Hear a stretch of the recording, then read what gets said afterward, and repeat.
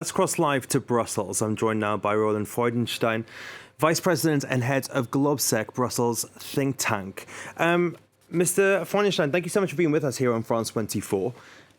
Friday, the EU and Ukraine are holding a joint summit in Kyiv. After a year of war, surely that's a meeting filled with symbolic importance. Sorry, can you repeat the question? Yes, of course. Sorry, we seem to have a connection issue there. The EU and Ukraine are holding a summit tomorrow. That must be filled with symbolic importance after a year of conflict. Absolutely. Absolutely. I think the symbolism is extremely powerful. This is the first time the European Commission and the leadership of the EU institutions collectively goes to an active war zone. This is not just about the looks, but this is also about the feel, like feeling what it's like to be to face air raid sirens and possible running for shelters, blackouts, electricity shortages, and of course, and this is the most important thing, to experience the determination in the Ukrainians to defend Europe's fundamental values. The EU has provided a lot of support to Ukraine over the last year. Do you think Kyiv will be looking to get more defensive promises out of the EU on this trip? Seeing as there are no heads of state on there, could that be more difficult for them? Well, an EU-Ukraine summit consists of the leaders of the EU institutions and the Ukrainian government. So, yes, the heads of government of the European Union are not part of this, but indeed, the Commission is an extremely important instrument in preparing for helping Ukraine find its way to membership in the European Union. And a couple of concrete measures of assistance to Ukraine were actually announced today. But I think what's even more important is that Ukraine is also demonstrating these days that it takes its preparation for membership very, very seriously. And we've heard about the clampdowns on corruption, and all these are the indictments against corrupt officials, actually members of the government, or very recently members of government.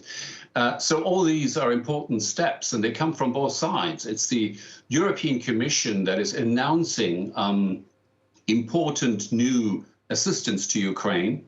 Also things like, for example, extending the roaming zone inside the European Union for phone services to Ukraine.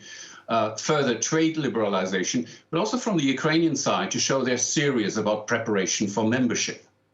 You touched on it there. I just want to expand on it a bit further. As you said, Ukraine has been on a corruption purge over the last couple of weeks. We saw a massive set of raids yesterday. What more can Ukraine do to woo the European Union to its cause?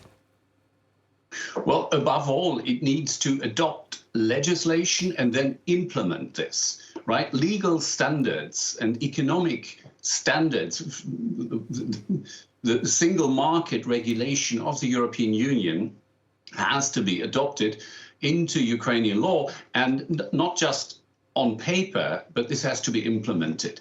That takes a bit of time. So to start as early as possible, I think, is a very important step. Do you think, therefore, Ukraine's got quite an uphill battle ahead of it if it wants to join the EU? Well, let's be clear. I mean, first we have to have peace. That means Ukraine has to liberate its occupied territories, and we have to help them. But once there is peace, I think we can then talk about a very, very determined road to membership for Ukraine. But first, peace has to reign. Obviously, that peace would mean either settling or pushing out the Russian forces from Ukrainian territory. Today, we've seen Vladimir Putin lashing out at Germany over their provision of tanks to Ukraine. If Ukraine joins the European Union, what message would that send to Putin, and how well do you think that message would be taken, more importantly? Well, look, Russia's aggression against Ukraine didn't start 24th of February last year. It started in February 2014, because Ukraine had decided to actually strengthen ties with the European Union and to enter an agreement with the European Union. So this was the source of the whole Russian aggression against Ukraine, is that Ukraine had made a decision. They wanted to become a Western country and one day in the future join the European Union. So, I mean, you know, this is like given now. This is the source of Putin's wrath against Ukraine, is that they have decided to take their future into their own hands and join the West.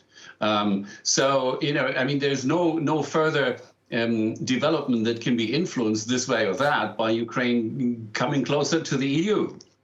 The decision has already been taken. Roland Freudenstein, thank you so much for joining me there live from Brussels. You're welcome.